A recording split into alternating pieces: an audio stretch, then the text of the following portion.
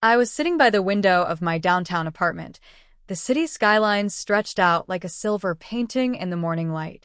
My silk blouse felt cool against my skin, the kind I reserved for days when I needed to remind myself that I'd made it, even if no one else had believed I could. The faint hum of traffic below mixed with the soft clink of my coffee cup against the saucer, a rhythm I found oddly comforting. My phone buzzed on the marble counter. A text. I didn't recognize the number at first, but the message made my heart skip anyway.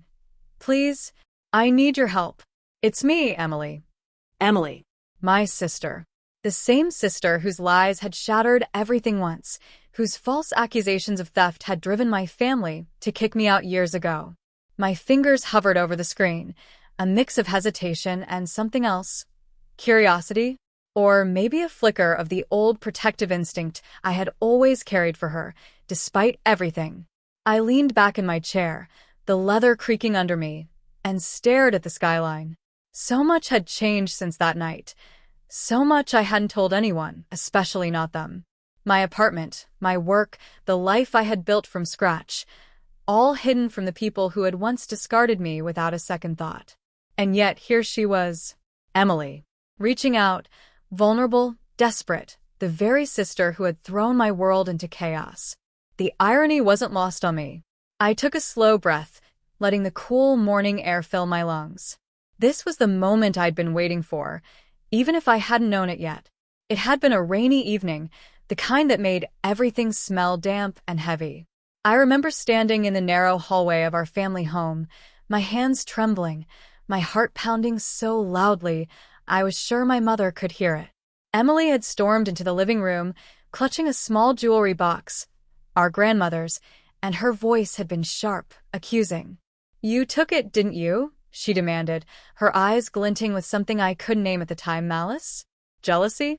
I shook my head, my throat tight, words catching before they could form. "I didn't, Emily. I swear. Please, just trust me." But she didn't. And neither did the rest of my family. My mother's eyes flicked toward me, full of suspicion.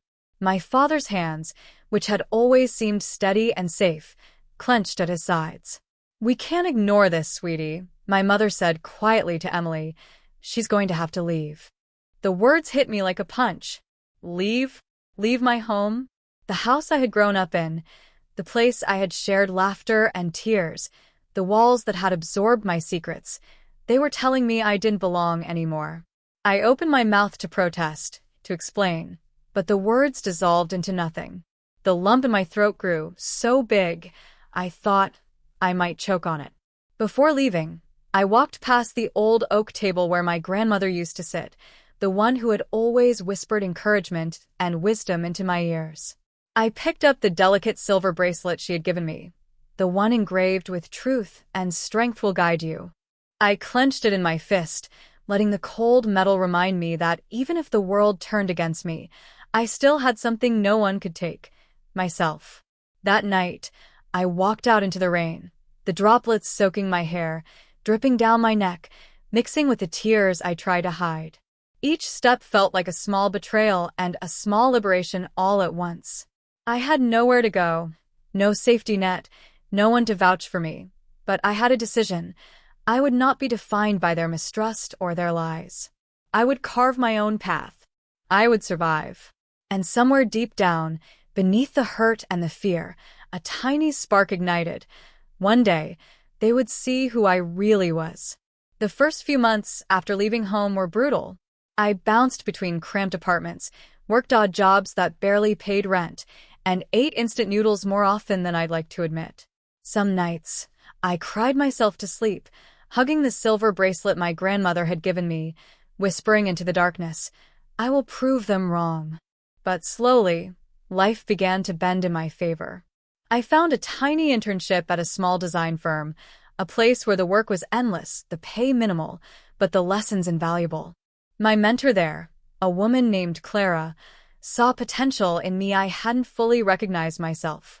She handed me the reins on projects, encouraged me to take risks, and, most importantly, reminded me that talent paired with persistence could be unstoppable.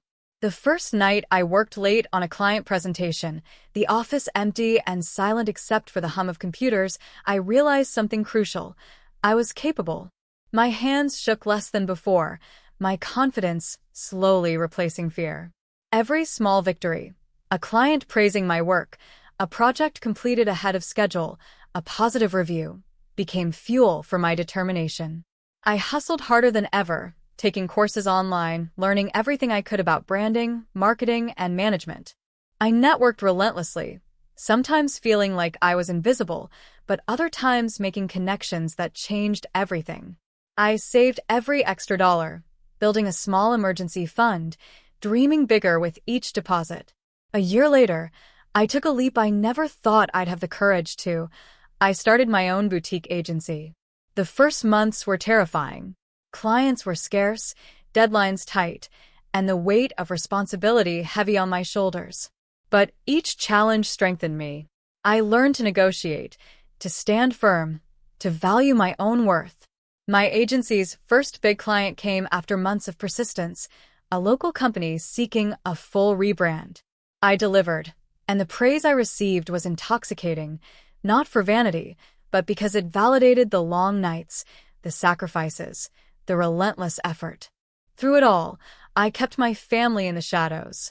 Social media was curated, vague, a collection of small snapshots that hid the reality of my growing success.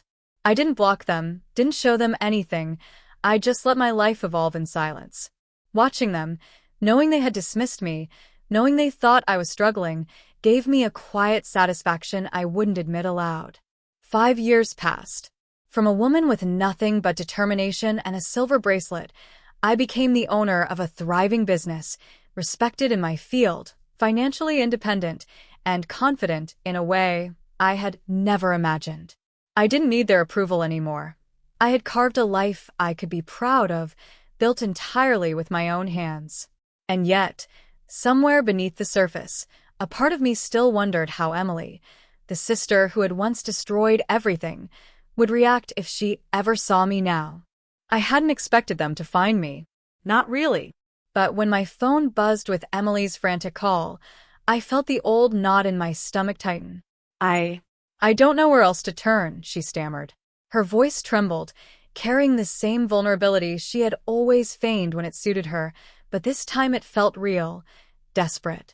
I agreed to meet her at my office.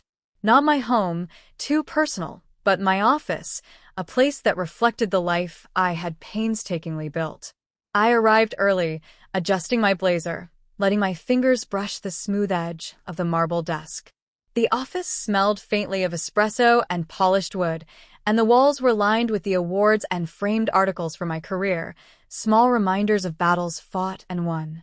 Emily arrived first, dragging along my parents. Their eyes scanned the room, curiosity mixed with unease. They expected the same timid, struggling girl they had kicked out years ago. I let them look. I let them take in the soft gray walls, the gleaming glass surfaces, the art I had collected on my own terms, the subtle elegance of furniture I had purchased with money I had earned honestly and tirelessly. Wow, my father muttered under his breath, eyes lingering on the framed certificate of my company registration. My mother's lips pressed into a thin line, glancing at Emily with a mix of disbelief and guilt. I finally spoke, my voice calm, measured, yet carrying a weight that made them straighten in their seats. You're probably wondering what I do now, what I've done with my life, I said, letting a pause hang in the air. I walked over to the large window overlooking the city, letting them absorb the skyline, my skyline. You thought I would fail. You thought I wouldn't survive. But I did more than survive. I thrived. I turned, letting my eyes meet each of theirs. This, I gestured around the office, is mine. Every achievement, every step forward, I earned it. No one handed it to me. No one protected me. I built it alone. Emily's face paled. I saw the first crack of panic, the realization that the girl she had accused falsely of theft was now untouchable in ways she had never imagined.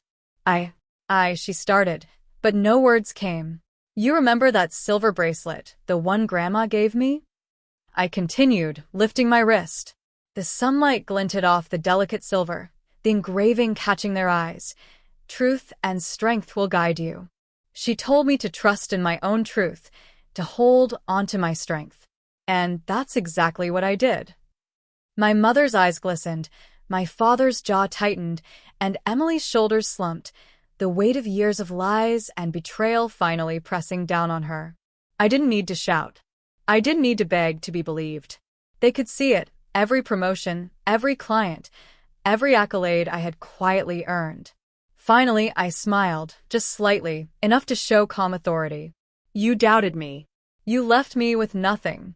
And now you come here, expecting what exactly? I let the question linger, heavy, powerful. The room was silent except for the soft hum of the air conditioner. They didn't speak, couldn't speak. The truth of what I had become, the woman they had cast out, hung between us like a tangible presence, undeniable and commanding. For the first time, the power had shifted. I was no longer the girl they had discarded. I was the woman who had taken their disbelief and built an empire from it. And they knew it. The silence in the office was heavy, almost tangible. Emily fidgeted in her seat, eyes darting between my parents and me, like a small animal caught in a trap she had built for someone else years ago. My parents sat stiffly, their guilt palpable, though neither of them had yet dared to speak. I let the moment stretch, savoring it. Not for revenge, but for clarity. For the first time, I had the upper hand and I wasn't about to squander it. Let's be honest, I said finally, my voice calm but firm. You didn't come here to apologize out of kindness. You came because you needed me. And I need to make something very clear. Help doesn't come without conditions. Emily's eyes widened. My mother's hands clenched together, knuckles white. My father shifted in his seat. Good. They needed to feel the weight of accountability. Emily, I began, looking directly at her. You hurt me. You accused me of stealing, something I would never do, and destroyed our family's trust in me. If you want a chance, if you want support, there are things you must do. First, you must acknowledge what you did, not just to me, but to everyone. Publicly. Honestly. No excuses. I paused, letting my words settle. She swallowed hard, her lips trembling. My parents, I continued, turning to them. You each failed in your own ways. Mom, you enabled lies without questioning them. Dad, you didn't stand up for me when it mattered most. If we are going to move forward, you must accept accountability, and you must promise to stop letting fear or favoritism cloud your judgment. I leaned back slightly, letting the silence hit again. The room was tense, the air thick with emotion. I could see them grappling with my conditions, and it was beautiful in a way, not because I wanted them to suffer, but because they finally understood that their choices had consequences. Help isn't a handout, I said, softer now, allowing a touch of compassion to enter my voice. It's a chance to learn, to grow. If you're willing to put in the work, to face your mistakes, to change toxic habits, and to pursue real goals rather than relying on shortcuts, I will help you. But until then, I let my words trail, letting the weight of "until then" sink in. I could feel my grandmother's bracelet against my wrist, the silver cool and grounding. She had taught me that strength came not from retaliation, but from clear boundaries, from using power wisely. I wasn't punishing them. I was setting the terms of respect. Emily nodded slowly, tears brimming, but sincere this time. My parents exchanged glances, their rigid postures softening, the first cracks of humility appearing. They were beginning to understand, to recognize that the world I had built, my life, was not a gift to be begged for, but a testament to resilience, honesty, and self-respect. And I finally could breathe. The scales had shifted.